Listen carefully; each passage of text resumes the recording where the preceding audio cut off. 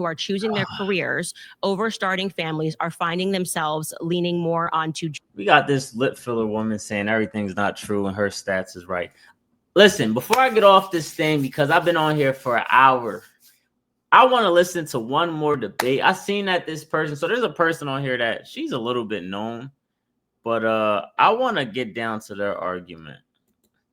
That's the reason that really made me get on this live. So let's watch this. Let's get into it. And then I'm going to wrap this live up and call it a night.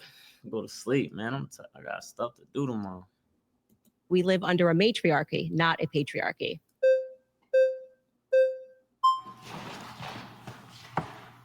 Hi, hello. Nice to meet you. It's a pleasure to meet you. I'm Princella, the Queen Maker. I love that. So you say we live in a matriarchy. Right. Can you give me the definition of patriarchy? Yes. Well, the patriarchy is the idea that the system, our system in America, is being run by men, and that women are having to exist under a system that immediately disadvantages them because men are behind it. And I disagree with that pointedly. I think actually we're living in a society where people are being very much influenced socially and politically by women.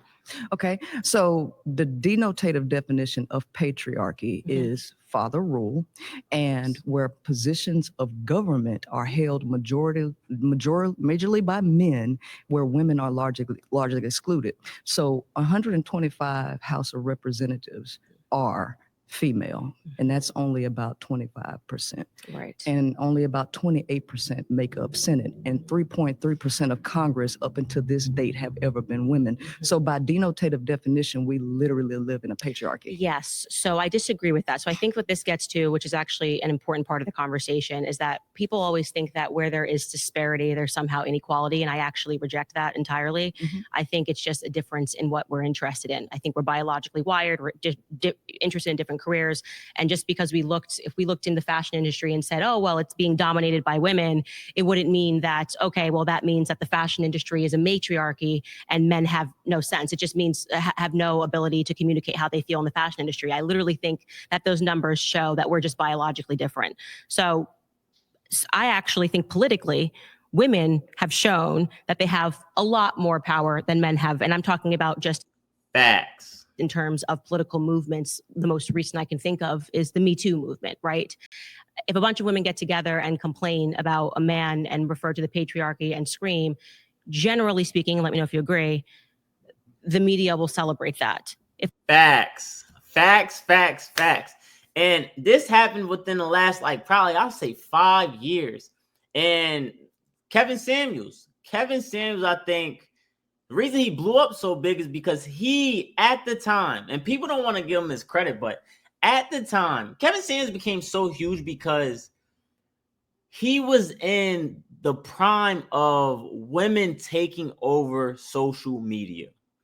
I'm talking about to a point to where men were scared to say anything because they thought they were going to lose their jobs, lose their positions. We've seen Kevin Hart lose his job at the Oscars because he made like a dollhouse saying he'll hit his son over the head with a dollhouse if he was gay. And we were watching different examples of men being taken down. And so now men started staying silent.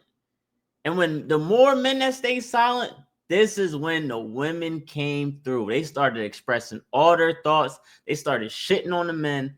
And no men wanted to fight back because they were scared and they thought they were going to lose it all if they did. So Kevin Samuels popped through the scene and he made it huge. So I will agree with Candace Owens that women for sure today dominate the political space. They control a lot of what goes on in society in terms of what is actually they deem as good or bad or necessary. They can drive agendas. That's what I'm saying. The power that women have, I don't think they truly understand the power that they have. They can drive agendas. They can start movements. They can do all these things. But let's say men wanted to start a movement against women. That will be World War III. That right there will cause all havoc. So, like I said, women, listen. Women, y'all not slick. I'm on to y'all. And my guy, Daniel John, is on to y'all. He says feminism is inherently a selfish ideology that teaches women it's all about them and therefore incapable. Oh, sure, I'm tripping. And therefore incompatible with the family unit. Listen, Daniel John, I'm gonna have to get you on one of these shows, man. My next show, I'm definitely try to reach out to me. You can find me on Instagram at Donye, my name BC2, and we can chat it up, man. Maybe we can get on here and talk one day. But hey, man, you spitting facts. If a bunch of men got together and were shrieking and speaking about women, generally speaking, the media would call them all white supremacists and say that we had a misogyny problem and that things were really wrong in society. Women are allowed to be more vocal in general about problems than men are. Well, let me speak to that.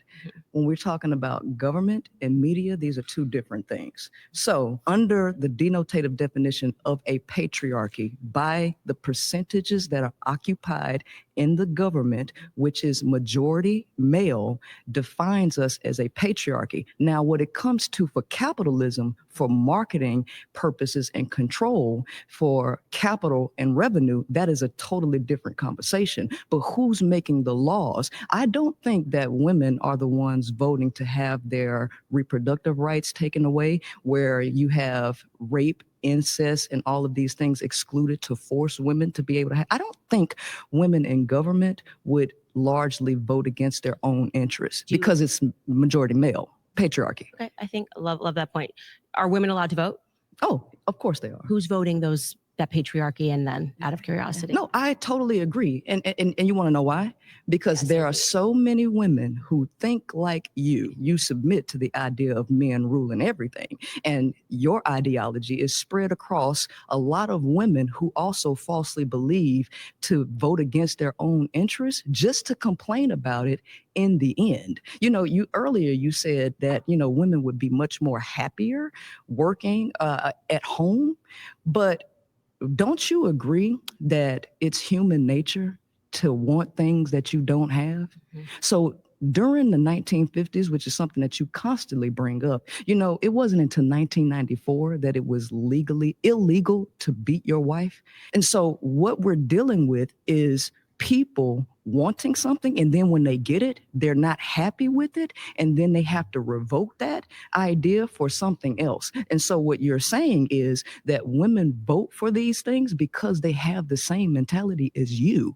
Okay. So you're acknowledging that women have the freedom to vote. Yes. And you're saying that women are still existing mentally, even with the freedom to vote. Correct. They are voting men in because we are still victims of... No, I don't believe in victimhood. I believe in lack of education and lack of knowledge, because one of the things that you also say... Do you think that it could just be that more men are running? This woman is just trying to speak big words. Like, anybody else watching this, like, she's hitting on different points and just talking some bullshit, to be honest with you. For positions of office? No, not necessarily. Because remember, the United States, the average reading comprehension of people in the United States is 6th grade. So we're not dealing with educated people. Lack of education is the cause for what we see in the world. And if we educate the women better, because a nation can rise no higher than its woman. And if she reading and comprehending at a 6th grade level and popping out a lot of kids, because the brokest people in the world pop out the most kids. So if we have those people voting, of course they're going to vote against their interests, because they're voting for some utopian society that will never exist. Okay, so that's why you think Kamala lost. Mm-hmm. This ain't even about Kamala. Because you're talking about women. No, but we had an opportunity. Yeah, go ahead. We had a male running and we had a female running. And we actually showed that Trump increased the amount of women who voted for him, right?